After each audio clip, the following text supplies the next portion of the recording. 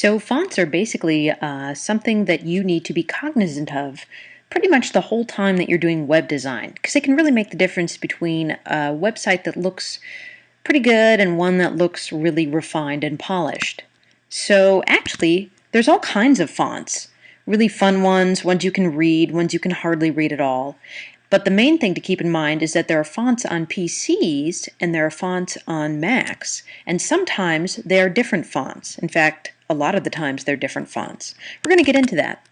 The first thing I want you to consider, though, is legibility and readability. So we can look at this paragraph here, and we see that we can read it pretty well. It's just some silliness that I typed out.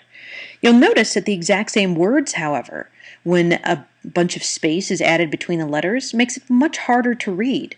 It might be okay to have something as a title like this, but you wouldn't want to have a whole paragraph.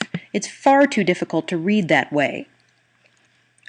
So in that instance, we can see that it has reduced the readability, even though the actual individual letters we can discern, and we can take some time to read the words. One of the things that makes up fonts is whether or not it's a serif or sans-serif font. So a serif is a little tiny kind of, a decoration that's on a font. It's Latin for decoration that's on a font. No, actually it isn't Latin for that. But it is actually a term for the little tiny decoration. Notice on the H there's a little tiny tick mark. Well, sans-serif means without serif, and you'll notice that this sans-serif font that I've selected does not have those little tick marks.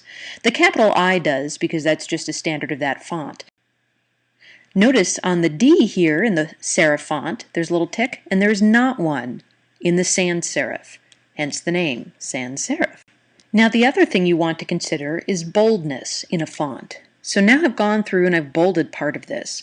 You'll want to use bolding sparingly, because even though it seems pretty awesome to make everything bold, it's actually a bit harder to read paragraphs that are set in bold. You'll want to use it to kind of call out specific things. You'll notice that I do that in the Angel class. I kind of, if there's something important like a pro tip, I will bold it so that it's a little bit easier for you to see. So the next question you probably have is, gosh, there's all these fonts. How do I know which one to use? Do I want a sans-serif or do I want a serif font?